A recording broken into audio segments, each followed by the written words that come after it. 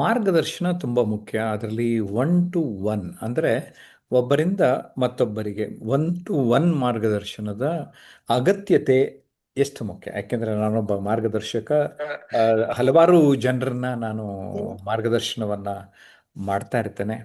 ನಮ್ಮ ಆನ್ಲೈನ್ ಕ್ಲಾಸಲ್ಲಿರುವಂತಹ ವಿದ್ಯಾರ್ಥಿಗಳಿಗೂ ಅವಾಗವಾಗ ಅವಕಾಶಗಳನ್ನು ಕ್ರಿಯೇಟ್ ಮಾಡಿ ಈ ಥರದ ವಿಷಯಗಳ ಮೂಲಕ ಅರ್ಥ ಮಾಡ್ಕೊಳ್ಳಿ, ಬೆಳೀರಿ, ಉದಾರಾಗಿ, ಸ್ಕೇಲಿಂಗ್ ಅಪ್ ಆಗಿ ಅಂತ ಹೇಳ್ತಾ ಇರ್ತಾನೆ. ಈ ಒಂದು ವಿಡಿಯೋನಲ್ಲಿ ನೀವು ಏನು ಗಮನಿಸ್ತೀರಿ ಅಂದರೆ, ಸುದರ್ಶನ್ ಅನ್ನೋರಿಗೆ ನಾನು ಮಾಡ್ರೇಟ್ ಮಾಡೋದಕ್ಕೆ ಈ ವಿಚಾರದ ಬಗ್ಗೆ ಹೇಳಿದ್ದೀನಿ. ಬಿಕಾಸ್ ಅವರು ಮತ್ತು ವಿಕಾಸ್ ಈಗ ಒನ್ ಟು ಒನ್ ಮೆಂಟರಿಂಗ್ ನಮ್ಮ ಸೆಷನ್ನಲ್ಲೂ ಇದ್ದಾರೆ. ಅವರ ಅನುಭವನೂ ಹೇಳ್ಕೊಳ್ತಾ ಇದರ ಮಹತ್ವ ಏನಿದೆ, ಎಷ್ಟಿದೆ ಅನ್ನೋದನ್ನ ತಿಳಿಸೋದಕ್ಕೆ ನಾನು ಕೋರ್ತಾ ಇದ್ದೇನೆ. S Sudarshan, yes, sir over to ನಮಸ್ತೆ ಯು. ಸರ್. ನಮಸ್ತೆ. ಒನ್ ಟು ಒನ್ ಮೆಂಟರಿಂಗ್ ಅಂತ ಹೇಳ್ಬಿಟ್ಟು ಬಂದಾಗ ಆಕ್ಚುಲಿ ನಮ್ಗೆ ಯಾವಾಗ ಇಂಡಿವಿಜುವಲ್ ಆಗಿ ಒಬ್ಬರ ಮೇಲೆ ಕಾನ್ಸಂಟ್ರೇಟ್ ಮಾಡಿ ಈಗ ನಮ್ಮನೆ ತಗೊಳ್ಳಿ, ನೀವು ಎಲ್ಲ ಒಂದು ನಾಲ್ಕೈದು ವಿಷಯಗಳನ್ನ ಯಾವ್ದೋ ನಾಲ್ಕೈದು ವಿಷಯಗಳ ಮೇಲೆ ವರ್ಕ್ ಮಾಡ್ತಿದ್ದೀರಿ ಅಂದ್ರೆ ಅದು ನೀವು ಎಲ್ಲದನ್ನು ಒಟ್ಟಿಗೆ ಮಾಡ್ಲಿಕ್ಕೆ ಹೋದ್ರೆ ಸಾಧ್ಯ ಆಗೋದಿಲ್ಲ. ಅದೇ ಯಾವ್ದಾದ್ರು ಒಂದು ವಿಷಯನ ಇಟ್ಕೊಂಡು ಅದ್ರ ಮೇಲೆ ಫೋಕಸ್ ಮಾಡ್ತಾ ಅದನ್ನ ನೀವು ಅದ್ರ ಮೇಲೆ ರಿಸರ್ಚ್ ಮಾಡ್ತಾ ಅದರ ಆಳಕ್ಕೆ ಇಳಿತಾ ಇದ್ರೆ ಖಂಡಿತ ಅದೊಂದು ವಿಷಯ ಬಹಳ ಬೇಗ ಬರುತ್ತೆ. ಮತ್ತೆ ಇನ್ನೆಲ್ಲ ವಿಷಯಗಳನ್ನು ಕೂಡ ನೀವು ಆದಷ್ಟು ಬೇಗ ಚೆನ್ನಾಗಿ ಅದನ್ನ ರಿಸರ್ಚ್ ಮಾಡಬಹುದು ಅಂತ ಹೇಳ್ಬಿಟ್ಟು ನನ್ಗೆ ಅನ್ಸುತ್ತೆ. ಅದೇ ರೀತಿನೇ ಮೆಂಟರಿಂಗ್ ಕೂಡ ಅಷ್ಟೇನೆ. ಮೆಂಟರಿಂಗ್ ಹೇಗೆ ಅಂದ್ರೆ ನಾವು ಆ ಈಗ ನಮ್ಮ ಕಣ್ಣಿಗೆ ಬಹಳಷ್ಟು ಜನ ಕಾಣಿಸ್ತಾ ಇರ್ತಾರೆ. ಆದ್ರೆ ಒಬ್ಬರನ್ನೇ ಆ ಫೋಕಸ್ ಮಾಡಿ ಅವರಲ್ಲಿರುವಂತಹ ಪಾಸಿಟಿವ್ ಆಗಿರ್ಬಹುದು, ನೆಗೆಟಿವ್ ಆಗಿರಬಹುದು, ಮತ್ತೆ ಅವರು ಯಾವುದಕ್ಕೆ ಸೂಟ್ ಆಗ್ತಾರೆ, ಯಾವುದಕ್ಕೆ ಸೂಟ್ ಆಗೋದಿಲ್ಲ, ಅಥವಾ ಅವರ ಇಂಟ್ರೆಸ್ಟ್ ಆಗಿರಬಹುದು, ಅಥವಾ ಅವರಿಗೆ ಏನ್ ಇಂಟ್ರೆಸ್ಟ್ ಇಲ್ಲ, ಈ ರೀತಿ ಎಲ್ಲದ ರೀತಿಯಲ್ಲೂ ಕೂಡ ಅನಲೈಸ್ ಮಾಡಿ ಆ ಸರ್ ಏನ್ ತಿಳಿಸ್ತಾರಲ್ಲ ಅದು mentoring actually. One to one mentoring ಅಲ್ಲಿ ಅದಾಗತ್ತೆ. ಆ ಪ್ರತಿಯೊಬ್ಬರಿಗೂ ಒಬ್ಬೊಬ್ರಿಗೂನು ಆ ಒಬ್ಬೊಬ್ರು ಯುನಿಕ್ ಆಕ್ಚುಲಿ. ಒಬ್ಬೊಬ್ರು ಕೂಡ ಅನನ್ಯ, ಒಬ್ಬೊಬ್ರು ಕೂಡ ಪ್ರತಿಯೊಂದು ರೀತಿನೂ ಒಬ್ಬೊಬ್ರು ಒಂದೊಂದು ಫೀಲ್ಡ್ ಅಲ್ಲಿ ಯುನಿಕ್ ಆಗಿರ್ತಾರೆ. ಸೊ ಎಲ್ರಿಗೂನು ಯುನಿಕ್ನೆಸ್ ಅಂತ ಹೇಳ್ಬಿಟ್ಟು ಬಂದಾಗ ಆ ಯುನಿಕ್ನೆಸ್ ಪ್ರತಿಯೊಬ್ಬರಲ್ಲೂ ಕಂಡುಹಿಡಿಯೋದು ಬಹಳಷ್ಟು ಕಷ್ಟ. ಆದ್ರೆ ಈ ಮೆಂಟರಿಂಗ್ ಅಲ್ಲಿ ಏನಾಗತ್ತೆ, ಪ್ರತಿಯೊಬ್ರುನು ಒಂದೊಂದು ಯುನಿಕ್ನೆಸ್ ನ ಕಂಡಿಡ್ದು ಇವರು ಓಕೆ ಇದಕ್ಕೆ ಸೂಟ್ ಆಗ್ತಾರೆ, ಹೀಗೆ ಇವರ ಇವ್ರು ಕೆಲಸಗಳನ್ನ ಮಾಡಬಹುದು, ಅಥವಾ ಹೀಗೆ ಇವರು ಇಂಥ ಫೀಲ್ಡ್ ಅಲ್ಲಿ ಹೋದ್ರೆ ಸಾಧ್ಯ ಆಗತ್ತೆ, ಅಥವಾ ಇಂಥ ಫೀಲ್ಡ್ ಅಲ್ಲಿ ಅವರು ಮುನ್ನಡೆದ್ರೆ ಸಕ್ಸಸ್ ಕಾಣ್ತಾರೆ ಅನ್ನೋದನ್ನ ಒನ್ ಟು ಒನ್ ಮೆಂಟರಿಂಗ್ ಅಲ್ಲಿ ನಾವು ಕಂಡಿಡ್ಕೊಳ್ಳೋದಕ್ಕೆ ಸಾಧ್ಯ ಆಗತ್ತೆ. ಈ ನಮ್ಮ ಪಾಸಿಟಿವ್ ನೆಗೆಟಿವ್ಸ್ ಕೂಡ ಅದ್ರ ಮೇಲೆ ಕೂಡ ವರ್ಕ್ ಮಾಡೋದಕ್ಕೆ ಬಹಳಷ್ಟು ಅನುಕೂಲ ಆಗತ್ತೆ. ಆಮೇಲೆ ಕೆಲವು ವಿಷಯಗಳು ಏನಾಗಿರತ್ತೆ, ನಾವು ಎಲ್ ಎಲ್ಲರ ಮುಂದೆನೂ ಕೂಡ ಹೇಳ್ಲಿಕ್ಕೆ ಆಗೋದಿಲ್ಲ. ಅಂತಹ ವಿಷಯಗಳನ್ನ ಕೂಡ ನಾವು ಹೇಳ್ಕೊಂಡು ಸರಿ ಮಾಡ್ಕೊಳ್ಳುವಂತ ಸಾಧ್ಯತೆಗಳು ಬಹಳಷ್ಟು ಇರತ್ತೆ. ಇದ ಇದ್ರ ಮೇಲೆ ನಮ್ಮ ವಿಕಾಸ್ ಸರ್ ಏನ್ ಹೇಳ್ತಾರೆ, ಅವರ ಅನುಭವ ಏನ್ ಹೇಳ್ತಾರೆ ಒನ್ ಟು ಒನ್ ಮೆಂಟರಿಂಗ್ ಬಗ್ಗೆ ತಿಳ್ಕೊಳ್ಳೋಣ ಬನ್ನಿ. ನಮಸ್ತೆ. ಖಂಡಿತವಾಗಿಯೂ ಈಗ ಒನ್ ಟು ಒನ್ ಮಾರ್ಗದರ್ಶನದ ಮಹತ್ವ, ನಾವು ಈಗ ಎಲ್ಲರೂ ಸೇರಿರೋದು ನಮ್ಮ ಸ್ನೇಹಿತರು ನೀವೆಲ್ಲ ಮಾರ್ಗದರ್ಶನ ಪಡಿಬೇಕು ಅಂತ ಬಂದಿದ್ದೀವಿ. ಅಂದರೆ ಅದು ಯಶಸ್ವಿ ಆದ ಯಾವುದೇ ಯಶಸ್ವಿ ಲೀಡರ್ಸು ಅವರು ಯಶಸ್ವಿ ಸಾಧಕರಾಗಿದ್ದಾರೆ ಅಂದರೆ ಅವರು ಕೆಲವರು ಅವ್ರನ್ನ ಅನುಭವದ ಮಾರ್ಗದರ್ಶನ ಪಡೆದೇ ಅವರು ಯಶಸ್ವಿ ಸಾಧಕರಾಗಿರ್ತಾರೆ ಅಂತಲೇ ನಾವು ಕೇಳ್ತಾ ಓದ್ತಾ ಹೋಗ್ತಾ ಇದ್ದೀವಿ ಪುಸ್ತಕಗಳಲ್ಲಿ. ಎಲ್ಲಾದ್ರೂ ಯಾರು ಸೀನಿಯರ್ ಲೀಡರ್ಗಳು ಇವತ್ತು ಯಶಸ್ವಿ ಆಗಿದ್ದಾರೆ ಅಂದರೆ ಅವರು ಮಾರ್ಗದರ್ಶನ ಪಡ್ಕೊಂಡಿರ್ತಾರೆ ಅಂತ. ಹಾಗೆಯೇ ನಾವು ಎಲ್ಲ ಕ್ಷೇತ್ರಗಳಲ್ಲಿ ಮಾರ್ಗದರ್ಶನ ಪಡಿಲೇಬೇಕಾಗ್ತದೆ. ಎಕ್ಸಾಂಪಲ್ ನಾವೀಗ ಅಂದರೆ ಟಾಪ್ ಲೆವೆಲ್ UPSC ಸರ್ವಿಸ್ ಇರ್ಬೋದು. UPSC ಸರ್ವಿಸ್ನಲ್ಲಿ IAS IPS ಅದಕ್ಕೆ ಹೋಗಬೇಕು ಅಂದರೆ ಕೆಲವರು ನುರಿತ ಶಿಕ್ಷಕರನ್ನ, ನುರಿತ ಬೋಧಕರನ್ನ ಹತ್ರ ಹೋಗ್ಬಿಟ್ಟು ಅವ್ರ ಹತ್ರ ಮಾರ್ಗದರ್ಶನ ಪಡಿತಾರೆ.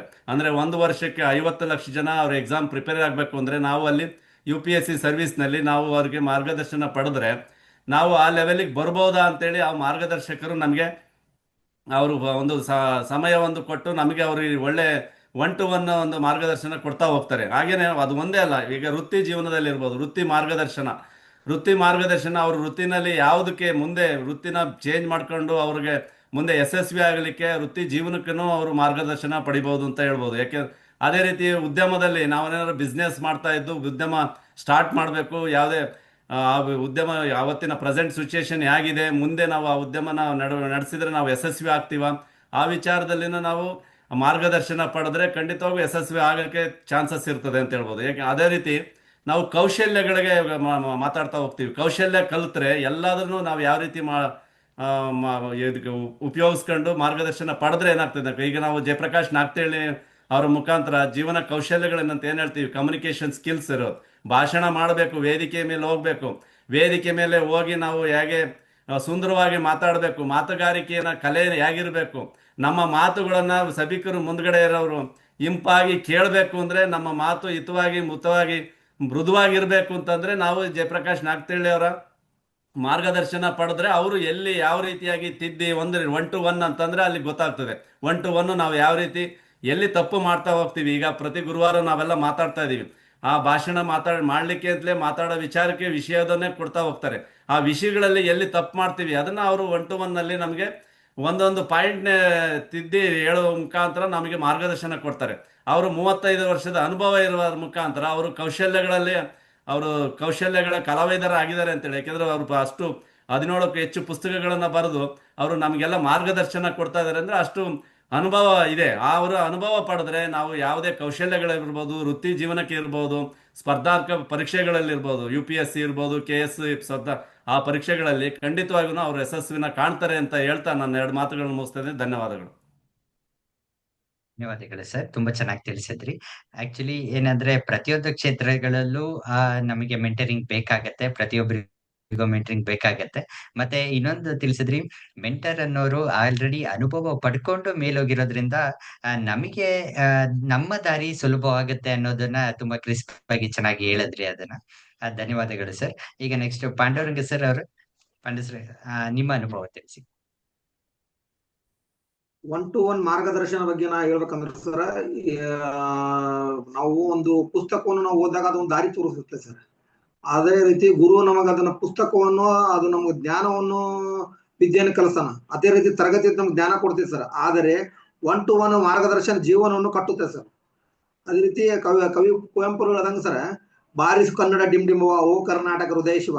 ಈ ಸಾಲು ಕೇವಲ ನಮ್ಮ ಭಾಷೆ ಕರೆಯಲ್ಲ ಸರ್, ನಮ್ಮೊಳಗಿನ ಒಂದು ಸಾಮರ್ಥ್ಯವನ್ನು ಹೊರತೆಗೆದು ಬೆಳಗಿಸುವಂತ ಶಕ್ತಿ ಒಬ್ಬ ಉತ್ತಮ ಮಾರ್ಗದರ್ಶನದಲ್ಲಿ ಇದೆ ಅಂತ ಈ ಸಂದರ್ಭದಲ್ಲಿ ಹೇಳಕ್ ಇಷ್ಟಪಡ್ತೇನೆ ಸರ್. ಅದೇ ರೀತಿ ನಮ್ಮ ಮಹಾಕವಿಗಳು ಹೇಳದಂತೆ ಸರ್, ಬದುಕು ಜಟಕಾ ಬಂಡಿ, ಇದು ವಿಧಿ ಓಡಿಸುವ ಬಂಡೆ. ಅಂದ್ರೆ ಇದು ನಮಗೆ ಜಟಕಾ ಬಂಡಿ ಒಳಗೆ ಅನೇಕ ತಿರುಗಳು ಇರ್ತಾವ. ಆ ತಿರುಗಳಲ್ಲಿ ದಿಕ್ಕು ತೋರಿಸೋ ದಿಕ್ಸೂಚಿ 1 to 1 ಮಾರ್ಗದರ್ಶನ. ಅದೇ ರೀತಿ ಸ್ವಾಮಿ ವಿವೇಕಾನಂದರು ಅವರು ಕೂಡ ಹೇಳಿದ್ದಾರೆ, ಮನುಷ್ಯನ ಅಡಗಿರೋ ಪರಿಪೂರ್ಣತೆಯನ್ನು ಹೊರ ತೆಗೆಯುವುದೇ ನಿಜವಾದ ಶಿಕ್ಷಣ. ಆ ಪರಿಪೂರ್ಣ ಹೊರ ತೆಗೆದು ಸಾಮಾನ್ಯ ನಿಜವಾದ ಶಿಕ್ಷಣ ಅಂತ ಹೇಳಿದ್ದಾರೆ. ಅದಕ್ಕೆ ನಾವು ಸಾಮಾನ್ಯ ಬೋಧನೆಯಿಂದ ಮಾತ್ರ ಸಾಧ್ಯವಿಲ್ಲ, ವೈಯಕ್ತಿಕ ಗಮನ, ವೈಯಕ್ತಿಕ ತಿದ್ದುಪಡಿ ಮತ್ತು ವೈಯಕ್ತಿಕ ಪ್ರೋತ್ಸಾಹದಿಂದ ಮಾತ್ರ ಸಾಧ್ಯ ಸರ್. ಅದೇ ರೀತಿಯ ಒಂದು ಬೀಜ ಫಲವತ್ತಾದ ನೆಲದೊಳಗೆ ಬಿದ್ದಾಗ ಮಾತ್ರ ಅದೊಂದು ದೊಡ್ಡ ಬೃಹತ್ ಮರವಾಗ್ತದೆ ಸರ್. ಅದೇ ರೀತಿ ಒಬ್ಬ ಪ್ರತಿಭೆ ಎಂಬ ಬೀಜ ಒಬ್ಬ ಸಮರ್ಥ ಮಾರ್ಗದರ್ಶನ ಕೈ ಸೇರಿದಾಗ ಮಾತ್ರ ಯಶಸ್ಸಿನ ವೃಕ್ಷವಾಗಿ ಬೆಳೆದು ನಾವು 4 ಮಂದಿಗೆ ನೆರಳು ಕೊಡ್ತೇವೆ ಸರ್. ಇಂದು ಜಗತ್ತಿನಲ್ಲಿ ಯಶಸ್ವಿಯಾದ ಪ್ರತಿಯೊಬ್ಬ ವ್ಯಕ್ತಿಯಿಂದ ಒಬ್ಬ ಶಿಕ್ಷಕ, ಒಬ್ಬ ಗುರು, ಆಮೇಲೆ ಒಬ್ಬ ಕೋಚ್, ಒಬ್ಬ ಮಾರ್ಗದರ್ಶಿ ಇದ್ದೇ ಇರ್ತಾರೆ ಸರ್. ಯಾಕಂದ್ರೆ ಒಳ್ಳೆ ಸಲಹೆಗಾರ ಒಂದು ದಿನವನ್ನು ಬದಲಾಯಿಸ್ತಾನೆ, ಒಳ್ಳೆ ಮಾರ್ಗದರ್ಶಿ ಇಡೀ ಜೀವನವನ್ನು ಬದಲಾಯಿಸ್ತಾನೆ ಸರ್. ಅದೇ ರೀತಿ ಆದ್ರಿಂದ ಈ ಇಂದಿನ ಈ ಚರ್ಚಾ ವಿಷಯ ಕೂಟದಲ್ಲಿ ನಾವು ಮಾತಾಡುವಂತ ಕೇವಲ ತರಬೇತಿ ಕಾರ್ಯಕ್ರಮ ಅಲ್ಲ ಸರ್, ಇದು ವ್ಯಕ್ತಿತ್ವ ರೂಪಿಸುವಂತ, ಆತ್ಮವಿಶ್ವಾಸ ಬೆಳೆಸುವಂತ, ಸಾಮರ್ಥ್ಯವನ್ನು ಸಾಧನೆಯಾಗಿ ಪರಿವರ್ತಿಸುವಂತ ಒಂದು ಮಹತ್ವದ ಪಯಣ ಅಂತೇಳಿ ನಾ ಈ ಸಂದರ್ಭ ಹೇಳಕ್ ಇಷ್ಟಪಡ್ತೇನೆ ಸರ್. ನನಗೆ 4 ಮಾತುಗಳನ್ನು ಮಾತಾಡಕ್ ಕೊಟ್ಟ ಅವಕಾಶವನ್ನು ಕೊಟ್ಟಿದ್ದಕ್ಕೆ ತಮಗೆ ಧನ್ಯವಾದವನ್ನು ಅರ್ಪಿಸ್ತೇನೆ. ಧನ್ಯವಾದಗಳು ಸರ್. ಬಹಳ ಚೆನ್ನಾಗಿ ಹೇಳಿದ್ರಿ. ಆಕ್ಚುಲಿ ವ್ಯಕ್ತಿತ್ವವನ್ನ ನಿರ್ಮಿಸುವಂತಹ ಕಾರ್ಯಕ್ರಮ ಅಂತ ಹೇಳ್ಬಿಟ್ಟು ಅದು ಹೌದು ಸರ್, ಖಂಡಿತ. ಬಹಳ ಚೆನ್ನಾಗಿ ತಿಳಿಸಿದ್ರಿ. ಆನಂದ್ ಅವ್ರೆ, ನಿಮ್ಮ ಅನುಭವ ತಿಳಿಸಿ.